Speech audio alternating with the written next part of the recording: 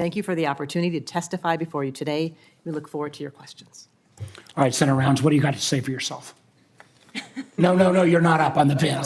All right, so the mics are working again, and I'm going to have you all take your place cards, and I'm going to give a little, there's some really tough questions need to be asked. You guys go ahead, I'm going to give and let me, kind of set the stage because, this is a screw up of a royal proportion. But let me make clear, while, Deputy Director Dixon has been on the PAC, the oversight board, she was not directly responsible for, some of the details of some of this, although I will ask why the PAC didn't catch it. Dr. Plum has been brought in as one of the experts to help us figure it out. And Mr. Cattler and Secretary Harris were not there when the screw-ups took place. So while I'm going to be very tough on them, my hope is that we can get some answers, but I want to make clear that for the most part, these were not the individuals, unfortunately, that were directly responsible. And I will add as well, some of the people who were responsible have almost all left the government, and they got quite an earful from me in the interim. And just to put this in again, in a little bit of context, March of 23, we do our normal update. We're trying to figure out reciprocity is a huge issue. You get a clearance at security on DOE or DHS was one of them. Even if you got a security clearance at DHS and you wanted to move from a contract from one DHS contract to another, you still had to go through another process. It was screwy. I remember Dan Coates, who was on this committee for many years when he became ODNI, had to go through what took the DA much longer process than it should, having him had access to all of the information from this committee. So we've been working this process, trying to drive the wait time down, trying to make sure that a clearance wouldn't have to be redone all the time. And to try to do this where we have continuous vetting, using technology, not sending retired FBI agents out, to check whether they actually went to college X, makes sense and should bring about a more efficient system. But as we said, for a program that was supposed to be done by 2019, and you can go ahead and start the clock, I'm not going to go forever on this. This is supposed to be in 2019. In 2023, we were led to believe that things were going along even though there had been delays. The amazing thing was, in September of 23, at INVIS, there was a sudden deletion of 90 terabytes of information. That's a lot of information. Now, luckily, there were some backups that were able to restore that. But we asked, if they hadn't had that holy heck moment, would this committee have ever been informed of how screwed up things were? And to give a framework, at DCSA, 5,400 employees, roughly about 1,000 of them, almost all the time, were working on this project. The outside contractor had 1,000 plus people working on it. The contractor my understanding was developing a program that would have never scaled to meet the needs. How did this go on without anybody saying, of a few thousand people, contractors and government employees saying, this isn't going to work? Now, some of this is due to fixed price contracts where I don't believe we've actually set the incentives in the right place to get a product that's deliverable. But it still begs the question of, my gosh, if there hadn't been the misplacement of 90 terabytes of data, when would we have been informed?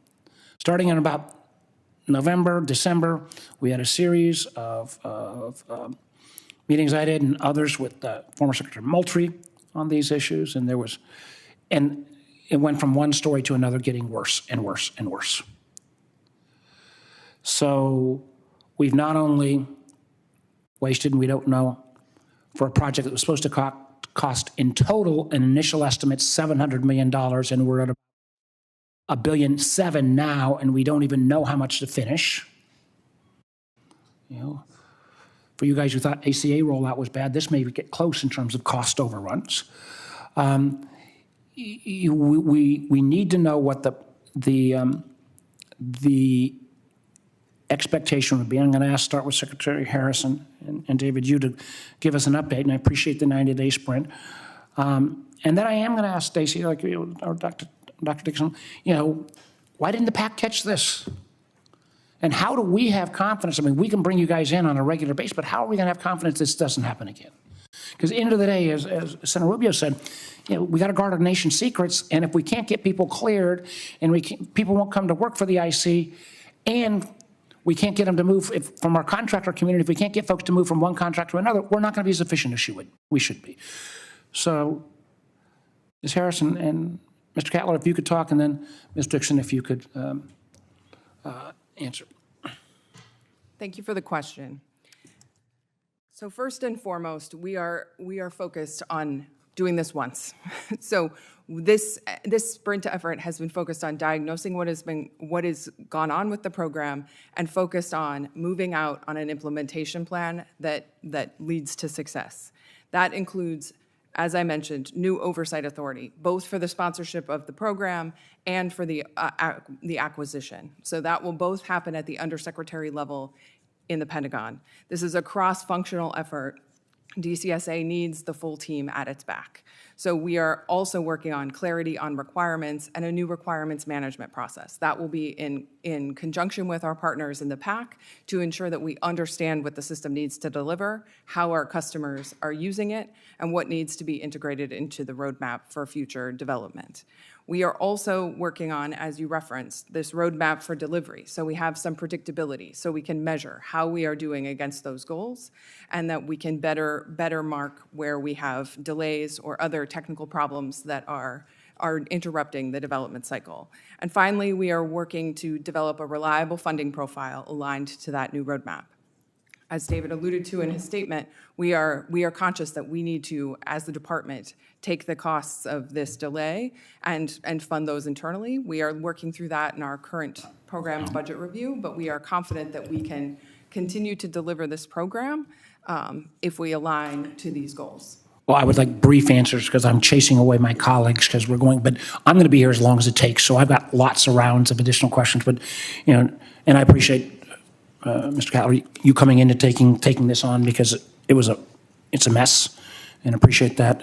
But if you could briefly, and then Secretary Dixon or Dr. Dixon, could you briefly, because I want to make sure everybody gets a bite. Stacey, I'm going to save you for my second round, so you get a reprieve. But I want to make sure, how do we make sure that we've actually got a plan? And please give as much specificity as possible, but briefly, and I have lots of follow-ups for later. Well, thank you, Chairman. I just reinforced what the acting undersecretary said first by saying that I joined literally a week before that 90-day period began for the review and was able to then plug into that fully, and I'm confident that we brought the right people to bear to take a hard look at this. From my perspective, we considered personnel expertise as a first basket. We looked at procurement as a second, and we looked at oversight as a third. And we've both made many points already, but happy to amplify on what the specifics were that we went through as we did that review. But moving forward, we have new oversight authorities. We will have clarity on program requirements and new requirements management process. And I think it's important to say here that the trusted workforce requirements, as well as those of NBIS as initially conceived, are understood and sound. I think the problem really was their interpretation and making sure that my agency had what it needed in terms of its knowledge and capability to actually deliver properly on those requirements. This was a large part of this discovery process as we went through it.